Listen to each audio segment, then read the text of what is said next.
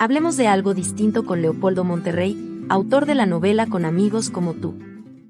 Amigo conocido y amigo por conocer, hablemos de algo distinto. Pero como siempre en literatura, en este caso vamos a hablar de poesía. Aunque a mí me queda grande hablar de poesía porque yo no soy poeta. Pero como según el dicho, de poeta y loco todos tenemos un poco, pues me voy a atrever a hablar de poesía. Además, muchos de mis amigos me consideran poeta porque yo cuando algunas veces narro, lo hago en rima, con rimas improvisadas. Pero yo no soy poeta. Yo lo que soy es un narrador que a veces me atrevo a escribir en rima por aquello de que cuando uno lee o escribe con rima, le llega más fácil al corazón de los lectores o de los oyentes. Antes de hablar de los conceptos fundamentales de la poesía, quiero hacer una aclaratoria muy personal. Existen 7 bellas artes, que son la arquitectura, la escultura, la pintura, la música, la danza, el cine y la literatura. En mi humilde opinión, solo la poesía calificaría para ser considerada una bella arte. ¿Por qué? Porque los artistas de todas estas artes persiguen la belleza. Eso es, como su nombre lo indica, bella arte. La actividad del artista es la búsqueda de la belleza. Y el único escritor de todos los géneros literarios que hay, que busca la belleza en sus textos, es el poeta.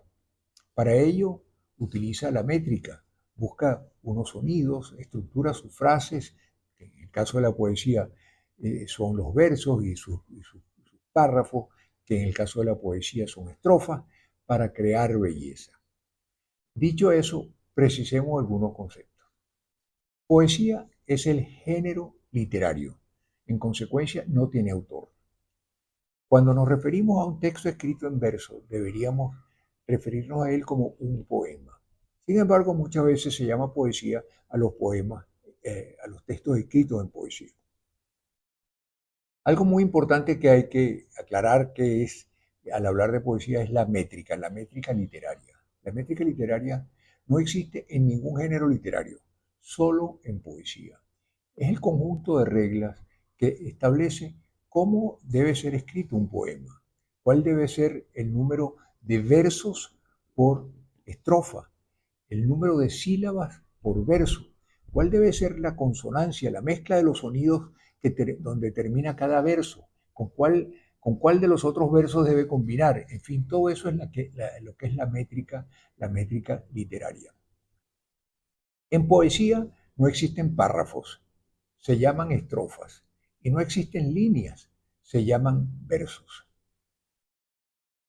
Un poema puede ser escrito con X número de estrofas y X número de versos. Los versos se califican, se les da un nombre, según el número de sílabas que suman todas las palabras que integran ese verso. Por ejemplo, si la suma total son 10 sílabas, entonces ese verso se llama decasílabo. También se clasifican los poemas según el número de versos que hay en cada estrofa. En fin, la cosa no es nada sencilla. Así como la rima se logra repitiendo una secuencia de sonidos del final de los versos que componen cada estrofa. Por otro lado está el ritmo, que se crea con el largo de la frase y la puntuación. Tal vez por eso de lo complicado de la rima y el ritmo, cada vez más los poetas escriben sus poemas en prosa. ¿Qué es la prosa?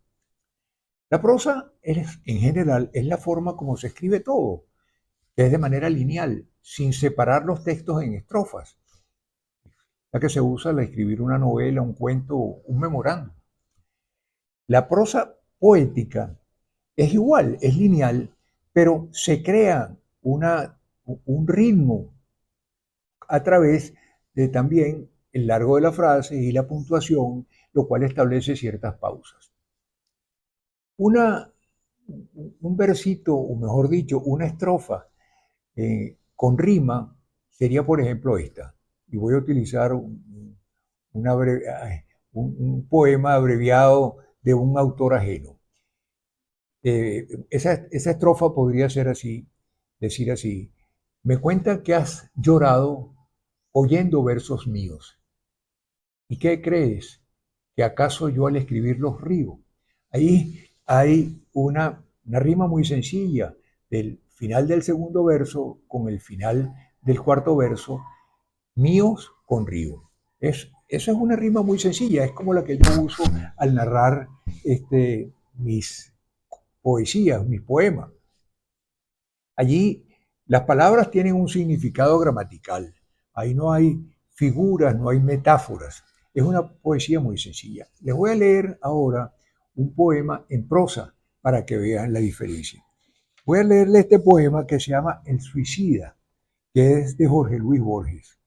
Dice así: no quedará en la noche una estrella, no quedará la noche. Moriré y conmigo la suma del intolerable universo. Borraré las pirámides, las medallas, los continentes y las caras. Borraré la acumulación del pasado. Haré polvo la historia, polvo el polvo. Estoy mirando el último poniente. Oigo el último pájaro. Lego la nada a nadie.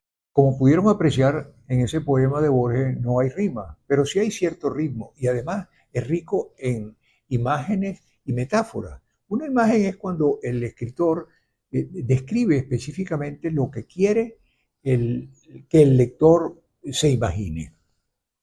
Una metáfora es cuando se dice una cosa con palabras distintas, que no son gramaticalmente las que significan eso, ¿no? Por ejemplo, cuando esa célebre frase de un poema de Jorge Manrique del siglo XV, aquella de nuestras vidas son los ríos que van a dar a la mar, que es el morir. Allí, esa es una típica metáfora, ¿no? La rigidez de la métrica y del ritmo y de todo lo que significa la poesía ha llevado a que cada vez más los poetas son más liberales en la creación de su poema. Ahora, hay una cosa que a mí me ha llamado muchísimo la atención, es que hay una métrica de unos poemas que se llaman, que es la décima, específicamente la décima espinela se llama. Esa es una métrica que fue creada en el siglo XVI, en el siglo de oro de España. Y nada menos que Lope de Vega le dio el nombre de décima espinela por el nombre de un señor Espinel que fue el que describió bien cuál debería ser la rima y la métrica de los versos para la décima. Se llama décima porque tiene 10 versos. Además, los versos deben ser octosílabos.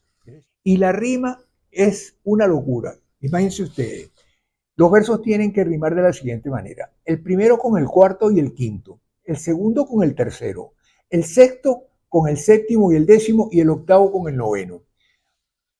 Hasta decir eso, hasta recordarme de eso, a mí me resulta difícil. Ahora, una cosa curiosa, esa décima prácticamente en España ya no se usa. En Latinoamérica se usa muchísimo, casi todos los países de Latinoamérica, desde abajo de la Patagonia, Argentina y Chile, hasta México, la décima se ha incorporado al folclore de nuestros países. Y entonces están los payadores que hacen contrapunteos, hacen debates, improvisando estrofas con esta rima tan complicada. Y lo hacen de una manera que realmente a mí me impresiona cómo es posible que se pueda improvisar tan rápido una estrofa en décima, porque es muy complicado. Fíjense, le voy a leer una décima que tengo por aquí para que, para que vean qué difícil es. Esta es una estrofa de una canción de Mercedes Sosa y dice así: el amor es torbellino de pureza original, hasta el feroz animal susurra su dulce trino. Detiene a los peregrinos, libera a los prisioneros.